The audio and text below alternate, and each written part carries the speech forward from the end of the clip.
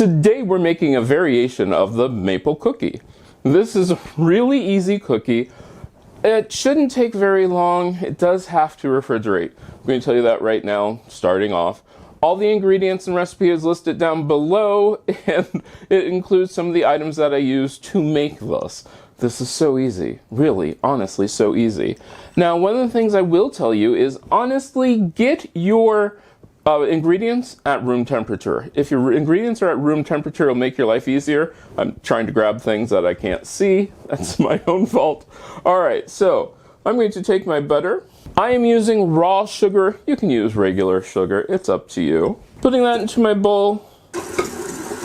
Then I'm going to mix that up or cream it. The one thing to remember about raw sugar is it never ever goes all light and fluffy like refined white sugar.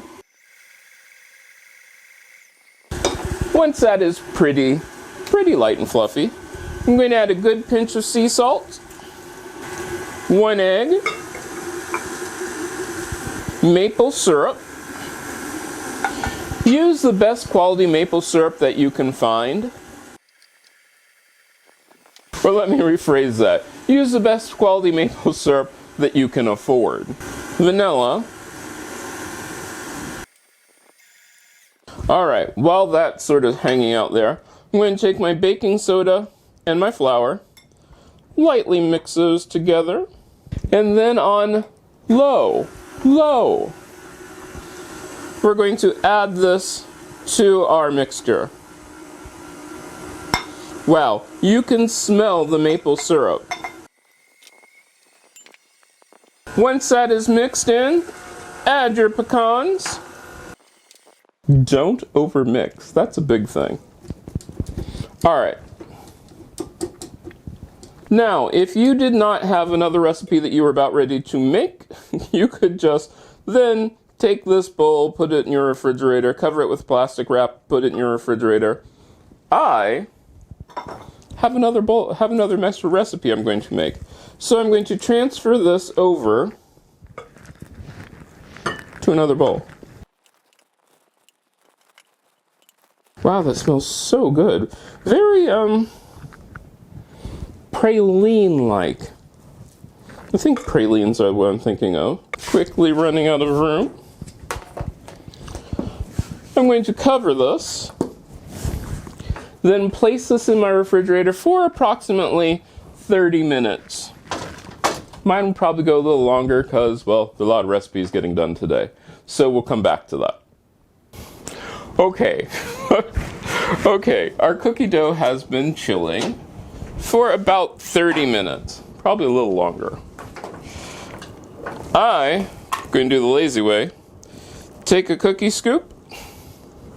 I have my pans lined with silicone lining pads. You could use parchment paper. My oven is preheated to 350 degrees. Come out of there.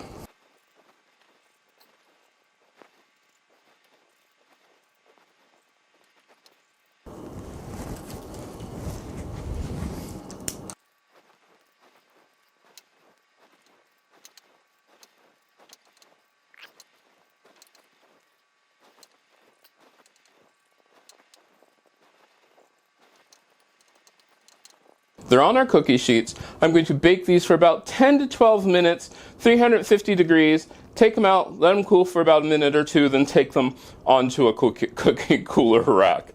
Or cooling rack. Let's get them in the oven. Alright, our cookies are out of the oven. I will warn you right now, these things spread. These things spread a lot. Let's go ahead and give one of these a taste.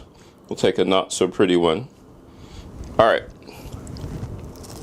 That is super good. I mean super good. These are sweet. You can taste the maple in them.